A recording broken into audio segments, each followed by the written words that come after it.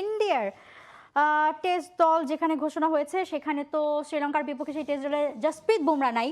অর্থাৎ ইন্ডিয়ানদের জন্য যে একটা মন খারাপের বিষয়, জসপ্রীত বুমরা নাই ইনজুরিতে, তাকে আসলে চাইলে খেলাতে পারতো এরকম একটা সিচুয়েশন, কিন্তু ওই যদি খেলায় তাহলে বুমরার ইনজুরির প্রবণতাটা মানে আরো বেশি সিরিয়াস হয়ে যাবে এবং পরবর্তীতে লং টাইমের জন্য তিনি মাঠ থেকে বের হয়ে যাবেন। সো এই রিস্কটা স্বাভাবিকভাবে ইন্ডিয়া কোনোভাবেই নেবে না জসপ্রীত বুমরাকে নিয়ে।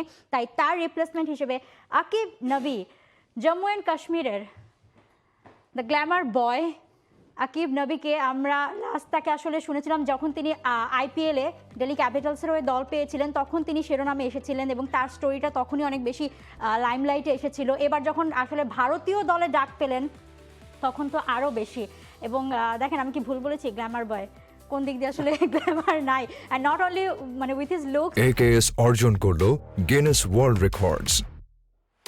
AKS মানে তার যে বোলিং স্টাইল সেটা দিয়ে ইন সুইং আউট সুইং দুটোই করতে পারেন। এবং তিনি কিন্তু আসলে ফার্স্টে মানে ব্যাটিং অলরাউন্ডার হিসেবেই তার আস্তে আস্তে উত্থান ছিল, এরপর কিন্তু তিনি জোরে বল করাটাকেই বেশি ভালোবেসেছেন।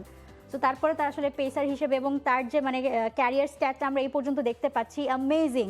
রঞ্জি ট্রফিতে বলতে গেলে জম্মু কাশ্মীরকে মানে ট্রফিটা তিনিই জিতিয়েছেন। এক্স্যাক্টলি, এবং স্ট্যাটিস্টিক্স সেই দিকেই কথা বলছে। বউ এই স্ট্যাটিস্টিক্সের বাইরে খুব ইন্টারেস্টিং কিছু স্টোরিজ এই আকিব নবীকে নিয়ে রয়েছে, এবং যেটা ভারতীয় গণমাধ্যম থেকে শুরু করে জম্মু অ্যান্ড কাশ্মীরের যারা রয়েছেন তাদের জন্য খুবই ইমোশনাল একটা মোমেন্ট। কারণ যেই অঞ্চলটা তিনি বিলং করেন বারামুল্লা, সো বারামুল্লা এমন একটা জায়গা যেই জায়গাটাতে আসলে ম্যাক্সিমাম টাইম কিন্তু কারফিউ থাকে এবং খুব স্ট্রিক্টেড, মানে ওই জায়গাটাতে রেস্ট্রিকশন লেভেলটা অনেক হাই।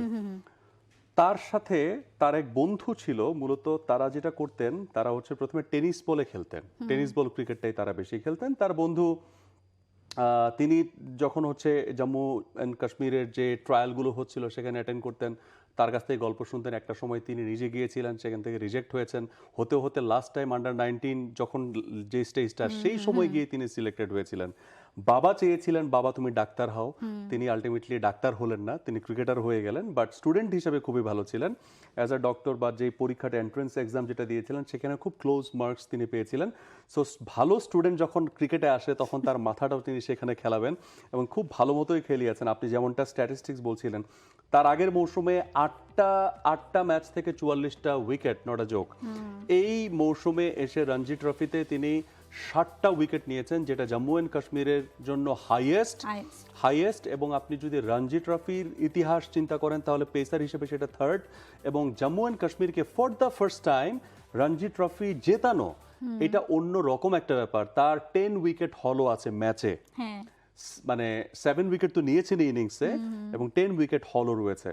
তার চেয়ে বড় কথা, দুলীপ ট্রফিতে 4 বলে 4টা উইকেট তিনি নিয়েছিলেন এবং সেখানে মেইনলি লাইমলাইটে এসেছিলেন। এবং তার সঙ্গী কে ছিলেন? তার সঙ্গী ছিলেন, তার পার্টনার বোলার কে ছিল? আর্শদীপ সিং। তার পার্টনার বোলার ছিল হর্ষিত রানা।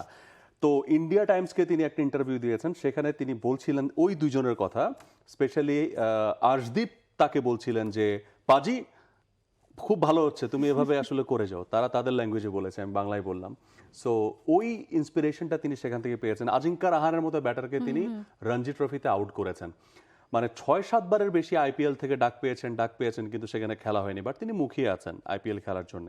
সো আমরা সেখান থেকে উমরান মালিকের গল্প জানি, আব্দুল সামাদের গল্প জানি, পারভেজ রাসুলের গল্প জানি, বাট কারোই কিন্তু টেস্ট ক্যাপ ওঠেনি এখনো পর্যন্ত ভারতীয় দলে। So for the first time Jammu Kashmir থেকে একজন ক্রিকেটার আসবেন কিনা ইন্ডিয়ার টেস্ট দলে, এইটার জন্য কিন্তু পুরো দেশ মুখিয়ে আছে, স্পেশালি পুরো কাশ্মীর মুখিয়ে আছে।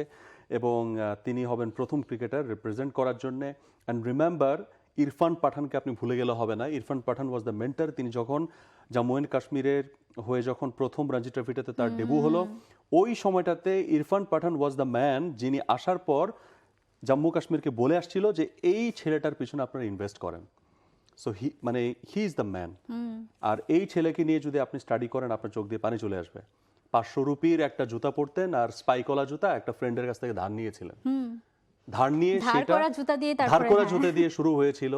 এবং সেই তারপর তিনি যখন তার ম্যাচে ডেবু হয়, প্রথম যেই মানে জুতাটা তিনি কিনেছিলেন, সেই জুতাটাকে তিনি এখনো রেখে দিয়েছেন। সো এই যে স্টোরিজগুলো না, মানে ইট টাচেস হার্ট।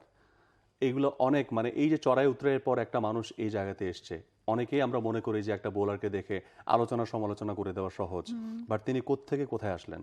একটা স্পাইকলা জুতা কেনার টাকা তার কাছে ছিল না, তার বাবা একটা স্কুলের একটা মানে ছিলেন। ইংলিশ টিচার ছিলেন। সো আকিব নবী, আমরা এই প্রান্ত থেকে আপনার এই স্টোরি যখন আমরা পড়েছি, আমরা জেনেছি, আমরা ফিল করেছি যে আপনার মতো প্লেয়াররাই আসলে আসা উচিত, আপনারা ডিজার্ভ করেন ন্যাশনাল 11-এর একটা স্পট, এবং সেই স্পটটা যখন পাবেন সেটা আপনি আপনার মতো করে রাঙিয়ে তুলবেন। সুযোগ সবসময় আসে না, তবে যেটা আমরা বিলিভ করি, ক্রিকেট সবাইকেই সুযোগ দেওয়ার চেষ্টা করে। এই সুযোগটা এসছে আকিব নবীর জন্য, সেটা তিনি তার করে নিতে পারবেন কিনা, let's see. And why not, যে ডেডিকেশনটা মানে দিয়ে তিনি এসেছেন এই জায়গায়। আপনি যে স্টোরিগুলো বলছিলেন যে তিনি আবার ভালো স্টুডেন্ট ছিলেন, মানে ওই যে একটা স্টোরি বলছিলেন যে তিনি পরদিন সকালে পরীক্ষা ছিল, সো আজকে আমাকে ক্রিকেট খেলতে যেতে দেবে না, বাবা বাইরে থেকে দরজা ছিটকিনি লাগিয়ে দিয়েছিল, বাট আমি জানালার গ্রিল ফাঁকা করে ভেঙে তারপরে আমি মানে পালিয়ে গিয়েছিলাম ক্রিকেট খেলতে, এবং পরে এসে আমি মারও খেয়েছি, পরদিন তারপর পরীক্ষাও দিয়েছি, ভালোও করেছি। সো এবং মানে ওই যে বারামুলাতে কোনো মানে মাঠ ছিল না ক্রিকেট খেলার মতো, 50 কিলোমিটার দূরে শ্রীনগরে গিয়ে বন্ধুকে সাথে নিয়ে ক্রিকেট খেলেছেন, সেখান থেকে মানে শুরুটা করেছেন জার্নি, এবং ক্রিকেটের প্রতি যে ভালোবাসা। হ্যাঁ, এক্স্যাক্টলি, ব্যাঙ্গালোরেতে এসে। এবং 2023-এ সানরাইজার্স হায়দ্রাবাদের নেট বোলার হিসেবেও তিনি খেলেছিলেন, মানে নেট বোলার হিসেবে তাকে নেওয়া হয়েছিল। এরপর তো দিল্লি ক্যাপিটালস আইপিএলও সুযোগ হয়েছিল। সো ওয়েল, আসলে শুভকামনা থাকবে আকিব নবীর জন্য। আসলে জম্মু কাশ্মীরের প্রথম ক্রিকেটার হিসেবে ভারতীয় টেস্ট দলে তার ডেবিউ হোক, এবং তিনি ভালো করুক, খুব ভালোভাবে রাঙাক, এই প্রত্যাশায়। For more updates, subscribe to our YouTube channel and click on the bell icon. Follow us on Facebook and Instagram. Download T Sports app to enjoy exciting games and highlights. Visit tsports.com.